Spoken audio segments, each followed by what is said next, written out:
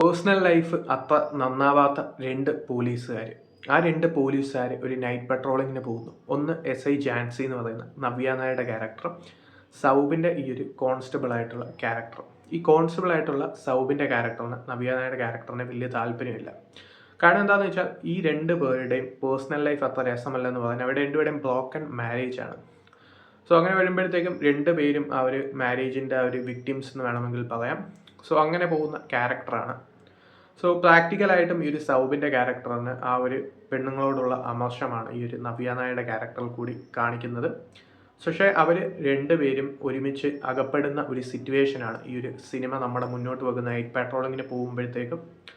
അതിൻ്റെ ബേസ് ചെയ്തുണ്ടാവുന്ന അന്വേഷണവും അതിൽ പോലീസുകാർ ഫേസ് ചെയ്യുന്ന റിയാലിറ്റിയും പൊളിറ്റിക്സും സംഭവങ്ങളൊക്കെ എങ്ങനെയാണ് കണ്ടുപിടിക്കുന്നത്, ഇതിൻ്റെ ചുരുൾ എങ്ങനെയാണ് അരിയുന്നത് എന്നുള്ളതാണ് ഈ ഒരു സിനിമയുടെ സ്റ്റോറി. പെർഫോമൻസ് വൈസ് നോക്കുകയാണെങ്കിൽ അച്യുത് കുമാർ, കന്നഡ ആക്ടർ അച്യുത് കുമാർ ഉണ്ട്. അദ്ദേഹത്തിൻ്റെ ഡബ്ബിങ് അത്ര സുഖമല്ലെങ്കിൽ അദ്ദേഹത്തിൻ്റെ പെർഫോമൻസ് അത്യാവശ്യം ഓക്കെ ആയിരുന്നു.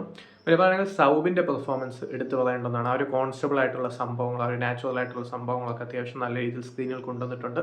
നവ്യാനയുടെ ക്യാരക്ടർ കുറച്ച് വീക്കാണെങ്കിൽ പെർഫോമൻസ് അത്ര വീക്കായി തോന്നിയില്ല. സിനിമാറ്റോഗ്രഫി അതുപോലെ തന്നെ ക്ലൈമാക്സ് ആണ് സിനിമയുടെ ഒരു വീക്ക് പാർട്ടായിട്ട് തോന്നിയത്.